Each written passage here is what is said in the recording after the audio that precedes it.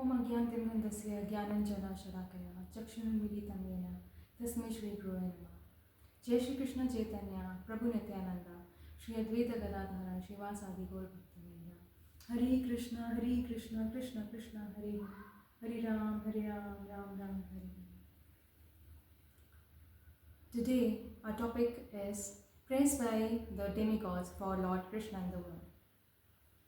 King Kamsa not only occupied the kingdom of the Yadu, Bhoja and Indhaka dynasty and the kingdom of Shukrasena, but he also made alliances with all the other demonic kings as follows: the Parlamba, Dumin Baka, Dumin Chanura, Dumin Tarnavat, Dumin Agasur, Dumin Mystica, Dumin Arishta, Dumin Devida, Dumin Putana, Dumin Kashli, and Dumin Dhenuka. At the time, Jarasan was the king of Mastika. At the time, Jarasan was the king of Magdha province, known as present as Bihar state. Thus, by his diplomatic policy, Kamsa consolidated the most powerful kingdom of his time under the protection of Jarasana. He made further alliances with such kings as Banasur and Bhumasur until he was the strongest. Then he began to behave most immaculately towards the Yadu dynasty into which King Krishna was to take birth. Kamsa, he fought with different kings and he took away the kingdom. And he took away the kingdom of his own father also, forcefully. And he then made alliances. He then made friendship with different humans, and then he also did made the alliances with Jarasandha, the king of Magdha province. And he was so diplomatic that he wanted to go and he joined in together with all the humans so that he becomes powerful. And he wanted to go and rule over, he wanted to go and destroy the Yadu dynasty.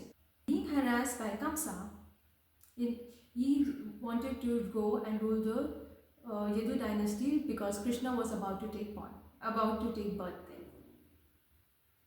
Being harassed by Kamsa, the king of the Yadu, Bhoja and Andhaka dynasty began to take shelter in different states such as the states of the Kurus, the states of Panchalas and the state known as Kekaya, Salva, Vidarbha, Nisadha, Siddha and Kosala.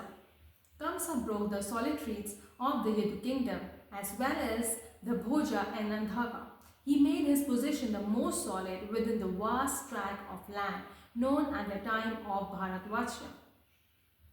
When the Kamsa killed the 6 babies of Devaki and Vasudev, one after the other, many friends and relatives of Kamsa approached him and requested him to discontinue the erroneous activities, but all of them become worshippers of Kamsa.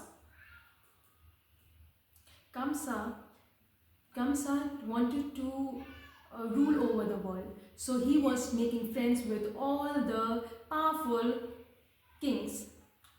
And after that, once he became powerful, what he did? He killed all the 6 babies of Devaki and Vasudev. And they were his own family members. Many friends and relatives of Kamsa told them to stop doing this, but still he was so envious and his heart was so poisonous that he was continued doing it. And just because of his fear, just because he was so fearful and he was so dangerous and he was repeatedly doing crimes, they became so weak that they started worshipping him.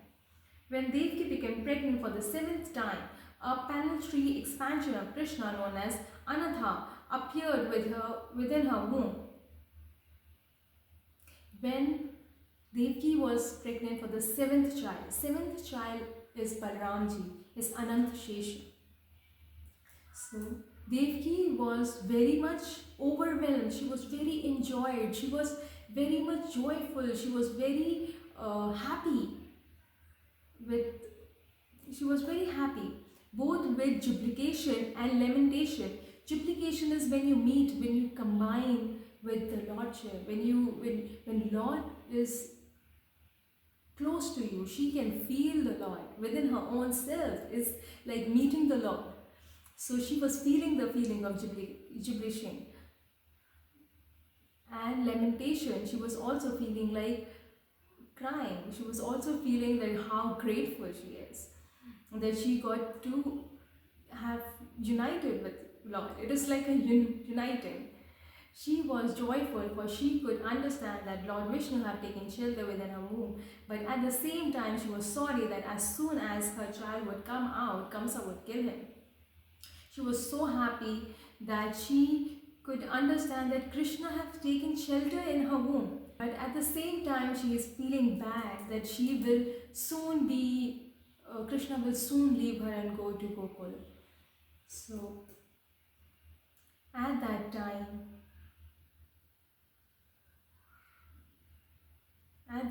the Supreme Personality of Godhead, Krishna, became compassionate upon the Yadu, who were fearful due to atrocities committed by Kamsa, ordered the appearance of Yogmaya, his eternal potency. At that time, Krishna was so compassionate. Krishna was feeling so much pain of the Yadu dynasty, because Yadu dynasty was very fearful. They knew that Krishna is about to take birth, but they, due to the 6 children of Devaki had been killed, they thought that this one will also be killed. But due to Krishna's mercy, Krishna sent Yogmaya, and Yogmaya took over, and Yogmaya changed the mind of people. It just relaxed the people. Krishna is the Lord of the universe, but he is especially the Lord of the Yadu dynasty. Yogmaya is the principal potency of the personality of Godhead. In the Vedas, it is stated that the Lord, the Supreme Personality of Godhead, has multiple potencies. Krishna is the Lord of the universe. Krishna is the Lord of everything. Krishna controls everything. But he is especially the Lord of the Yadu dynasty, because Yadu dynasty is his own family, his own. Yogmaya is the principal potency of the personality of Godhead. Yogmaya is the most supreme energy of Krishna. There are 3 different energies: Yogmaya, Mahamaya, and Srimati Radharani.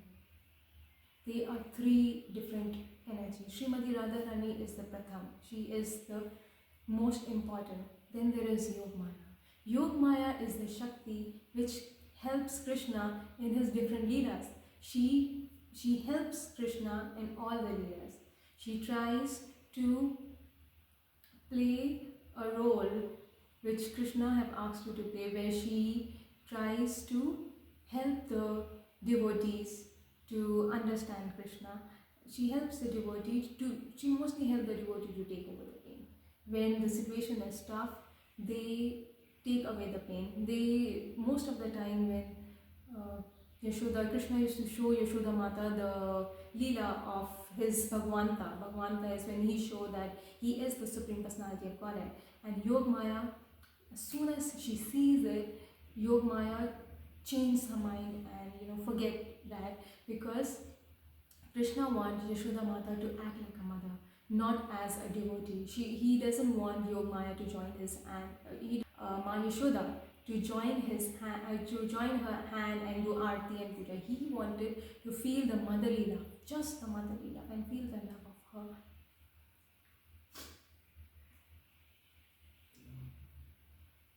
In the Vedas, it is stated that the Lord, the Supreme Personality of Godhead, has multiple potencies. Prayasya Shaktir Vidava Suryate. and all the different potencies are acting eternally and externally, and Yogmaya is the chief of all potencies. Her order, the appearance of Yogmaya in the land of Prishbhumi in Vrindavan, which is always decorated and full with beautiful cows. According to the order of Krishna, Yogmaya appeared in the Prishbhumi, in the land of Vrindavan. Vrindavan is such a beautiful place because it is beautiful because of cows. Cows are very dear to Krishna. Cows are considered as one of our mothers because cow get milk and she is the most loving creature on this in this universe. In Vrindavan, Rohini, one of the wives of Vasudeva, was residing at the house of King Nanda and Queen Yashoda. Not only Rohini but many others in the Yadu dynasty were shattered all over the country due to their fear of the austerities of Kamsa. Some of them were even living in the caves of the mountains. Rohini Mata was also wife of Vasudeva. She was living with Nanda Maharaj, and not only her, many of the devotees were living with Nanda Maharaj.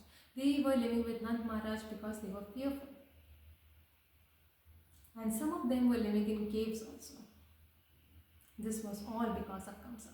Because of the cruelty of Kamsa, they were living in different places. The Lord thus informed Yogmaya, under the imprisonment of Kamsa are Devki and Vasudeva, and at the present moment, my planetary expansion Shisha is within the womb of Devki. You can arrange the transfer of Shisha.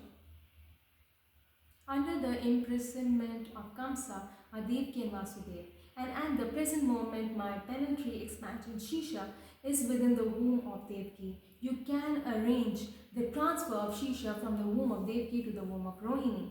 After this arrangement, I am personally going to appear in the womb of Devki with my full potencies. Then I shall appear with the son of Devki as the son of Devki and Vasudeva, and you shall appear as the daughter of Nanda and Yashoda in Vrindavan.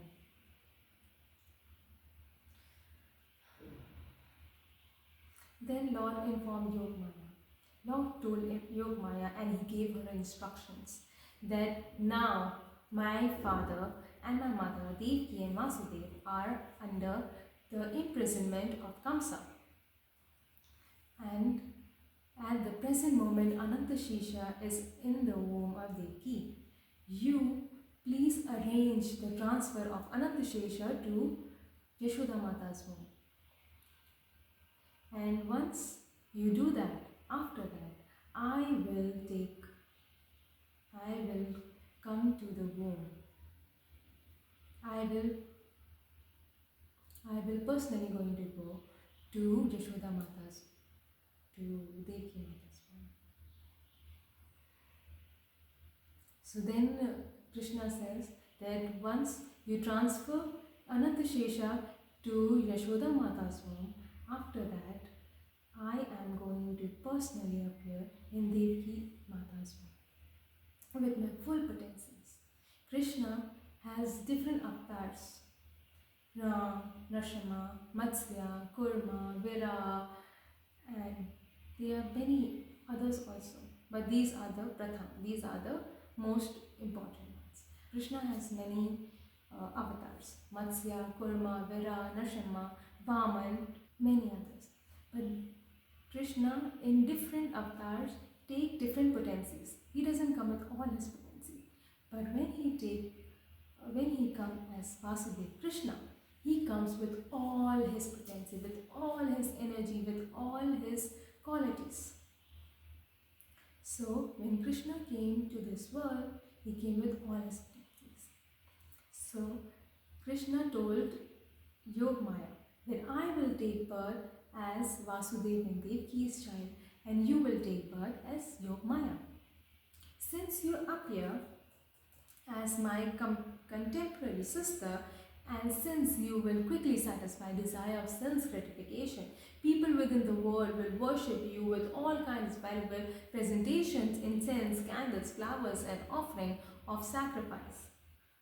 People who are after materialistic perfection will worship you under the different forms of your expansion, which will be named as Durga, Bhadrakali, Vijaya, Vaishnavi, Kutumba, Kandika, Krishna, Madhavi, Kanyaka, Maya, Narayani, Ishani, Sarada, and Ambika. Krishna's sister, Yogmaya, is known as Mahamaya. She helps people to fulfill their sense gratification. So, the people who are after sense gratification are worshipping Mahamaya. And they offer her incense, candles, and different things. And she is known with different names mentioned before: Durga, Bhadrakali, and Vijaya. Krishna and Yogmaya appeared as brothers and sisters, the supreme powerful and the supreme powerful. Although Krishna and Yogmaya appeared as brother and sister, the supreme powerful and the supreme power. Although there is no clear distinction between the power and the powerful, power is always subordinate to the powerful. Although there is no clear distinction between the powerful and the power, power is always subordinate to the powerful. So here, Krishna is powerful and Yogmaya is his power. A powerful person, power is always under the powerful. Krishna is the Shaktiman and Yogmaya is the Shakti. Those who are materialistic are worship of the power, but those who are transcendental are worshipper of the powerful. So those who are materialistic, those who are into sense gratification, those who wants to fulfill the desires of their senses, they worship Yogmaya. But those who are above that, those who are in the transcendental platform, those who know that they are souls, those who are self-realized, they worship the powerful, which is Krishna. Krishna is the supreme personality of Godhead, and Durga is the supreme power within the material world. Actually, people in the Vedic culture worship both the powerful and power. There are many hundreds of thousands of temples of Vishnu and Devi, and sometimes they are worshipped simultaneously. The worshipper of the power, Durga, or the eternal energy of Krishna may achieve all kinds of material success very easily, but anyone who wants to be elevated transcendentally must engage in the worship of the powerful in Krishna consciousness. So, people worship Durga and people worship Krishna. They worship them together also, and simultaneously in different places also. But who want the eternal bliss? They worship Krishna, because Krishna is the all-powerful. And anyone who wants to elevate in the transcendental bliss. Transcendental means the eternal peace. The eternal peace is in the service of Krishna. There is no other peace in this world. Once you start to worship Krishna, you will feel eternal bliss. The Lord also declared to Yogmaya, my planetary expansion, Anantashesh, is within the womb of Devi. On account of being forcibly attracted to the womb of Rohini, he will be known as Shankrasena and will be the source of all spiritual power, or Bala, by which one can attain the highest bliss of life, which is called Ramana. Therefore, the planetary portion, Ananta, will be known after his appearance either as the Sankrasena or Balaram. Anantashesha being forcibly taken from the womb of Yashoda Maya and have been shifted to the womb of Rohini. So that is why he is known as Shankrasena. Worship Shankrasena will get higher bliss. He will get the higher bliss, which is called Ramana. Ramana means when you are residing in the blissful energy of Krishna, that is known as Ramana. He will also be known as Ananta. Ananta means who don't have any end. Ananta Shesha. And he will also be known as Balramji. In the Upanishad it is stated, Nayana Atma Bala Hena Labhaya. The purport is that one cannot attain the supreme platform of self-realization without being sufficiently favored by Balramji. Bala does not mean physical strength. No one can attain spiritual perfection by physical strength. One must have the spiritual strength which is infused by Balram or Shankrasena. Ananta or Shisha is the power which sustains all the planets in their different positions. In the Upanishad, it is said that one cannot attain the spiritual perfection, the spiritual platform without self-realization.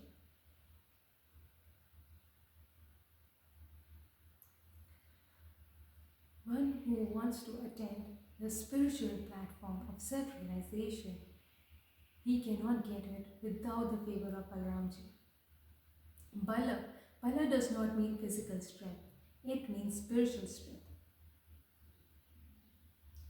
And one must worship Balramji, Shankrasena, Anant or Shesh to get the blessings of them to serve the Supreme Personality of Godhead.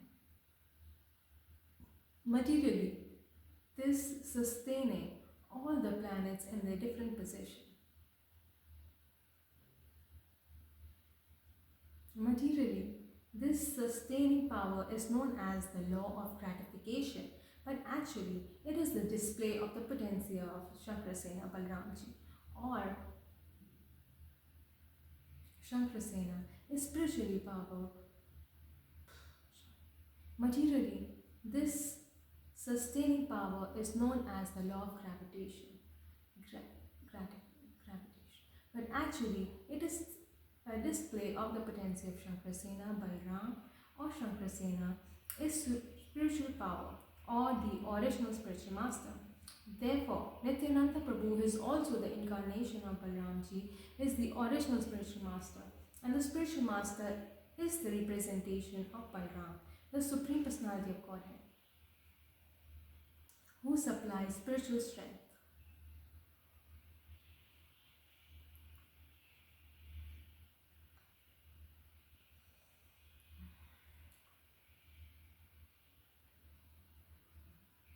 What the law of gratification which we see is due to Balramji. Balramji is holding all the universe on the top of his head. So, Balramji is also Nityananda Prabhu. Nityananda Prabhu is the incarnation of Balramji. He is the actual spiritual master of the entire universe. He is the one without mercy of who? He is the most merciful. Without his mercy, nobody can prosper into devotional life. He is the one who supplies the spiritual strength. In Chaitanya Charitamrita, it is confirmed that the spiritual master is the manifestation of the mercy of Krishna. Thus, ordered by the Supreme Personality of Godhead, Yogmaya circumambulated the Lord and then appeared within the material world according to his order. When Yogmaya, the supreme power of the supremely powerful personality of Godhead, transferred Lord Shisha from the womb of Devaki to the womb of Rohini, both Devaki and Rohini were under Yogmaya's spell. Both were under Yogmaya's spell, which is called Yog Nidra. When this was done, people understood that Devaki's seventh pregnancy has been miscarriage. Thus, although Balram appeared as the son of Devaki, he was transferred to the womb of Rohini to appear as his son.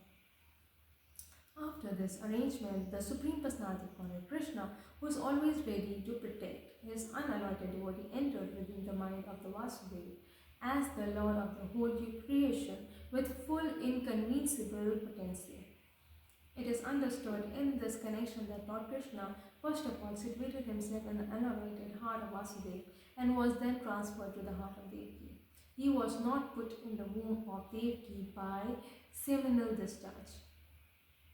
The Supreme Personality of Godhead, by his inconceivable potency, can appear within any way. It is not necessary for him to appear in the ordinary way, but seemingly injected within the womb of a woman.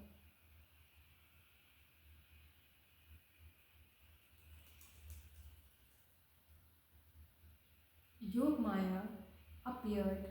Yogmaya, with the power of Yogmaya, Anantashesha was transferred from Devki's womb to Rohini's womb. Yogmaya can do spell on anybody, and that person will go into Yog Nidra. So, Rohini Mata and Devki were into Yog Nidra. And at that time, Yogmaya transferred Balramji from Devki Mata's womb to Rohini Mata's womb. And that is how Balramji appeared as the son of Devki.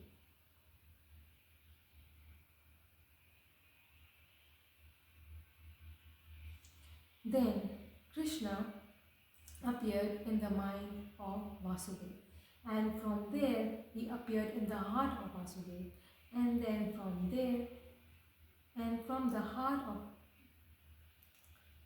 Krishna appeared in the mind of Vasudeva, and from Vasudeva's mind he went to the heart of Vasudeva, and from there to the heart of Devaki. And he was not directly put in the womb of Devaki as by the seminal discharge. The Supreme Personality of Godhead, by his inconceivable potency, can appear in any way. It is not necessary for him to appear in the ordinary way. Krishna can come anywhere. He can come in the womb of Uttara, and he can come to any place. So he directly came to the head of Vasudeva, and from there to the heart of Vasudeva, and from Vasudeva's heart to Devaki's womb. When Vasudeva was sustaining the form of Supreme Personality of Godhead within his heart, he appeared just like the growing sun, whose shining rays are always unbearable and scorching to the common man.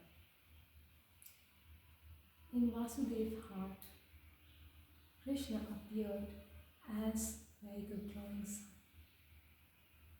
and sun rays were so shiny and so bright that for a common man it would be very difficult to bear.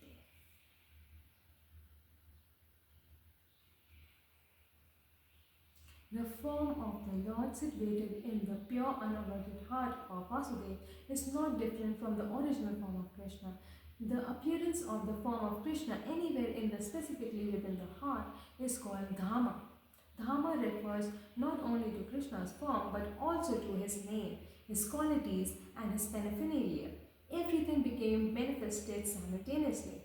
Vasudeva was the pure devotee of Krishna, and his heart had Krishna's chavi in. Already, he had Krishna's original form within his heart. As you know, Krishna is present in our heart as the Supreme Personality of Godhead, as Paramatma. Krishna is within the heart of each and every one of us. So, when Krishna appeared in the heart of Vasudeva, it was same as the origin. The appearance of the form of Krishna anywhere is specifically within the heart is called Dhamma. Dhamma refers not only to Krishna's form but also to his name, his quality and his paraphernalia. Everything becomes manifested simultaneously. When Krishna appeared in the heart of appearance of Krishna anywhere is known as Dhamma. Whichever place Krishna is present is known as Dhamma. Krishna's name is known as Dhamma. Krishna's qualities is known as Dhamma. Krishna's paraphernalia is known as Dhamma. Everything which is related to Krishna is known as Dhamma.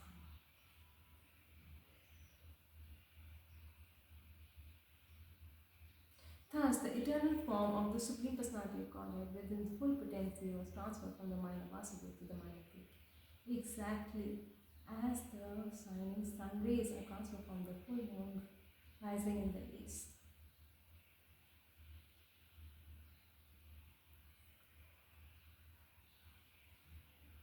The eternal form, Krishna appeared as complete with his all energies and with all his qualities in the heart of Vasudeva.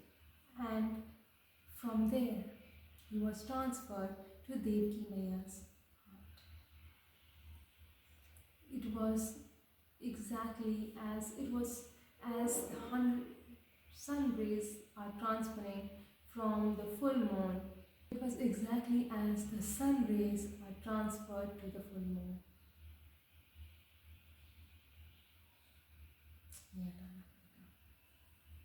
Krishna, the Supreme Personality of Godhead, thus entered the body of Devaki from the body of Vasudeva without being subject to any of the condition of any ordinary living entity. Since Krishna was there, it is to be understood that all his planetary expansions such as Narayana and incarnation like Narasimha and Vira were within him, and they also were not subject to condition of material existence. In this way, Devaki became the residence of the Supreme Personality of Godhead, who is one without a second, and the cause of our creation. Devaki became the residence of the Absolute Truth, but because she was confined within the house of Kamsa, she looked just like a suppressed fire or like a misused education. Amen.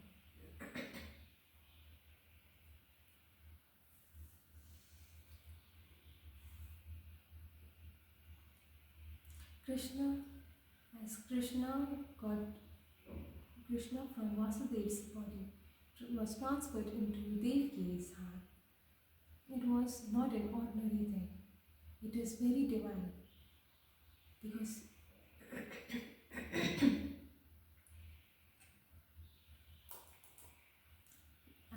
it is Krishna, and Krishna has all the other planetary expansions within him. So he is a complete form.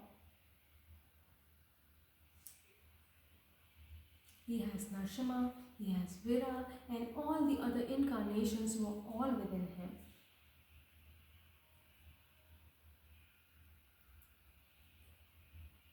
Devaki was the complete.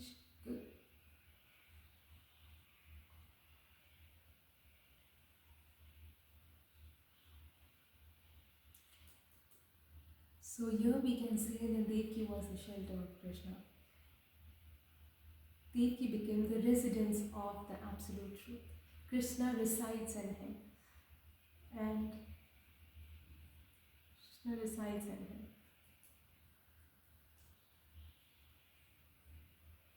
Devaki became the residence of the Absolute Truth. But because she confined within the house of Kamsa, she looked just like a suppressed fire or like misused education. When fire is kept in a jar,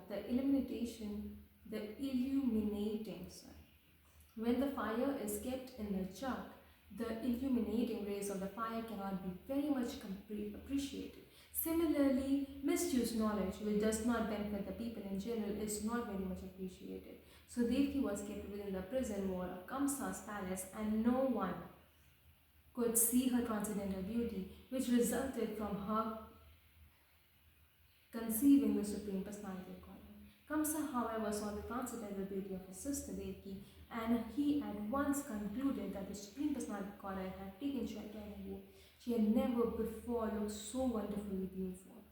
He could distinctly understand that there was something wonderful within the womb of Devaki. In this way, Kamsa became perturbed because he was sure that the Supreme Personality of Godhead, who would kill him in the future, had come now.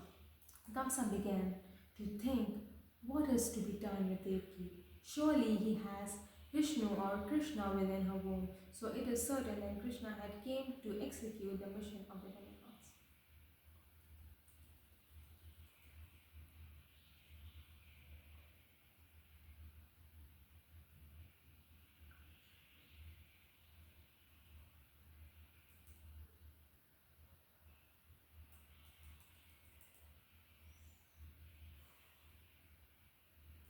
Devki,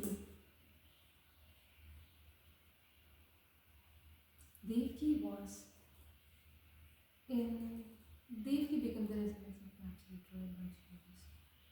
Devki became the residence of the absolute truth, but because Devki was living in Kamsa's, uh, Devki was living in imprison, and she had suppressed all her.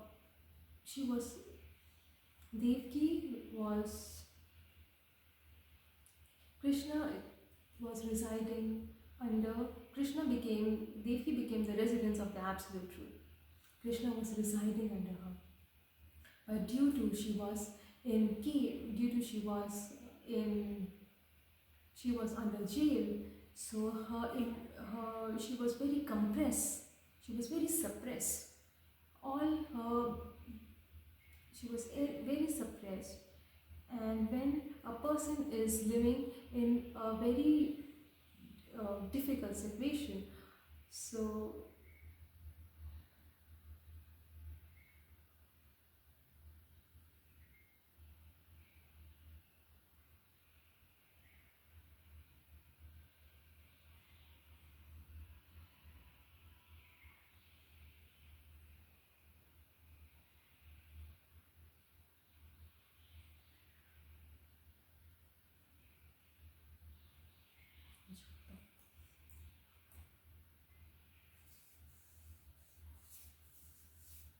Devki was kept under the wall of Kamsa's palace, and nobody can see her transcendental beauty. But Kamsa have seen it. And Kamsa, as soon as he saw Devki, he knew that Krishna is in her womb. And there is something very pleasing which have happened to her. That is why he could see this beautiful.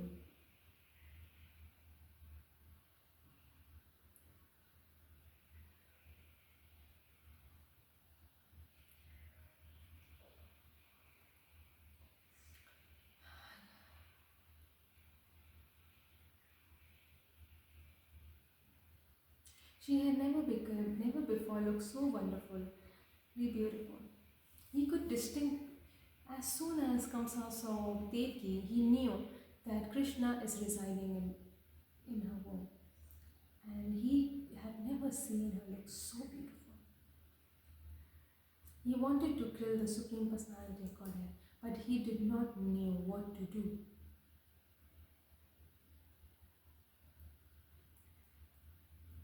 He did not know what to do with Devki. And even if I immediately kill Devki, his mission cannot be frustrated. Kamsa knew very well that no one can frustrate the purpose of Krishna. An intelligent man can understand that the law of God cannot be violated. His purpose would be served in spite of all the impertinent offered by the humans. Kamsa thought, if I kill Devki at the present moment, Vishnu will enforce his supreme will with more vindictive to kill Devki just now would be most abnormal act. No one desired to kill his reputation, even in an awkward situation. If I kill Devki now, my reputation will be spoiled. Devki is a woman and she is under my shelter. She is pregnant, and if I kill her, immediately my reputation, the result of my pious activities, and my duration of life will be all finished.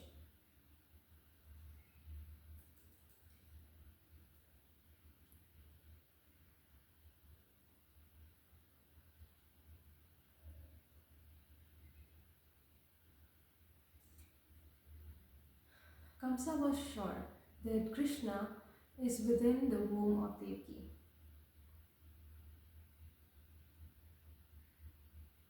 And Krishna has took birth to Krishna has took birth to execute the mission of demigods. Kamsa wanted to kill Devki immediately, but it will not satisfy his mission.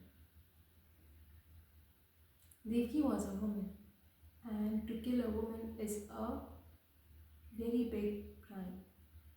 And to he didn't want it to lose all of his good fate, all of his good karma, and he did not want it to lose his reputation, because killing a woman is a bad thing, and that also when she's pregnant. To killing a woman is the most abnormal act.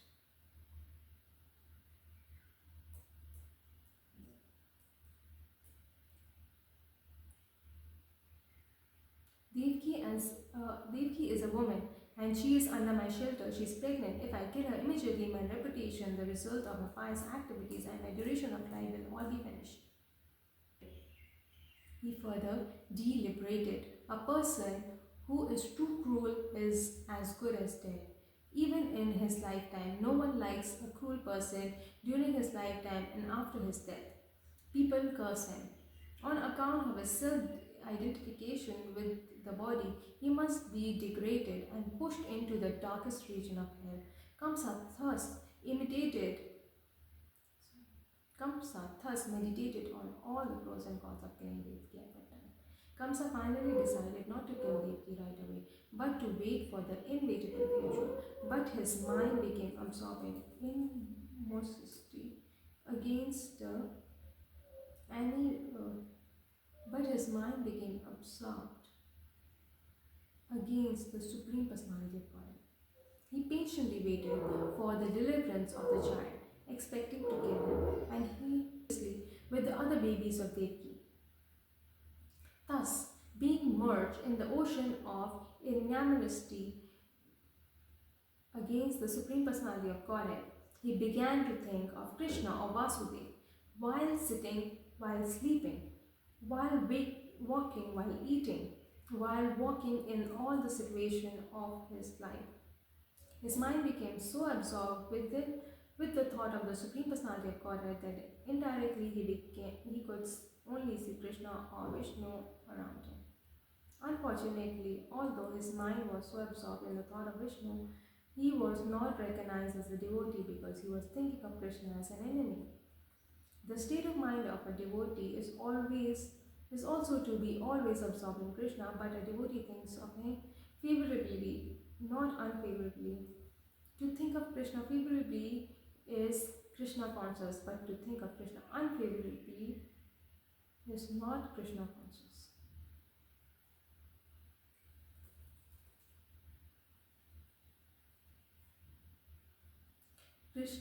Kamsa was continuously thinking about, should I kill Devki or shouldn't I kill Devki? He was calculating, he was thinking about the pros and cons.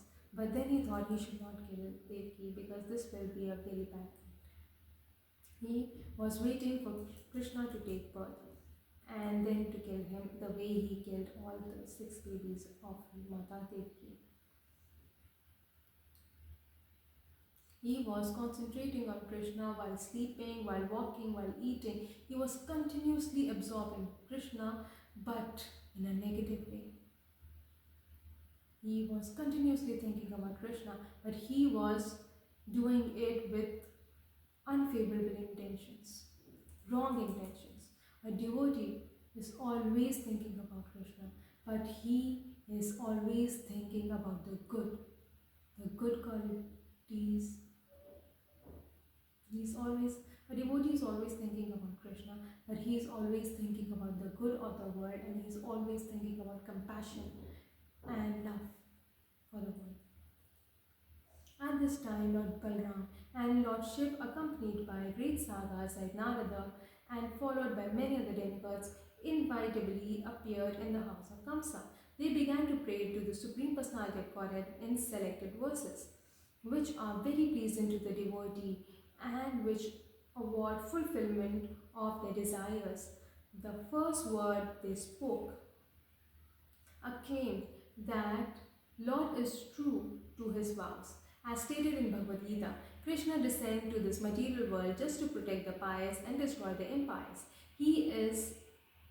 That is his vow. The Duman could understand that the Lord has taken his residence within the womb of Devaki to fulfill his vow, and they were glad that the Lord was appeared in the order to fulfill his mission. Brahma and Shiv and all the sagas, they came to the house of Kamsa and they start praying to Krishna, the Supreme Personality of Godhead, and they started singing the verses of the great scriptures. And they were singing verses which were so pleasing to Krishna. And anyone who recites this verse any devotee who recites this verse get the fulfillment of all his desires. The first thing they spoke is that Krishna is the all truth. Whatever he vows, he take full in charge of it and he fulfill his vows. And Krishna came to this world just to protect his pious devotees and destroy the impious. The demigods knew that Krishna had taken shelter in the womb of Devaki to fulfill his vow. And that is why they were so happy and so glad that Krishna is about to take birth and he is about to fulfill his mission. Then the demigods addressed the Lord as Satyam Param, the supreme absolute truth. Everyone is searching after the truth. That is the philosophical way of life. The demigods give information that the Supreme Personality of Godhead, the Supreme Truth, is Krishna. One who becomes fully Krishna conscious can attain the absolute truth. Krishna is the absolute truth because, unlike relative truth, he is the truth in all the three phases of eternal time. The time is divided into past, present, and future. Krishna is truth, always past, present, and future. In this material world, everything is being controlled by the Supreme Time and the course of past, present, and future. But before the creation, Krishna is the absolute truth. He is the Satyam Param. He is the truth, the absolute truth. All the demigods knows that Krishna is the absolute truth. One who becomes Krishna conscious knows that Krishna is the absolute truth. He is within the creation, the existence, and he is going to be when the creation will end. Everything is resting in Krishna. Krishna is the one who takes care of everything.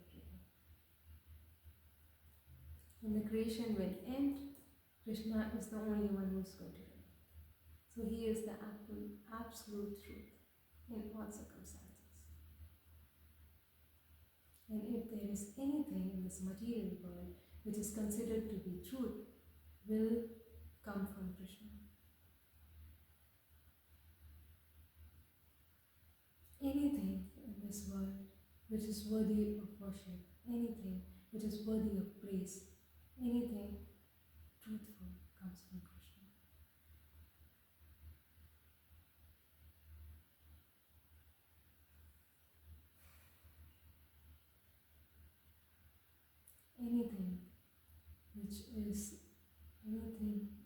If there is strength, it all comes from Krishna. If there is power, the power comes from Krishna. If there is anything worthy of worship, anything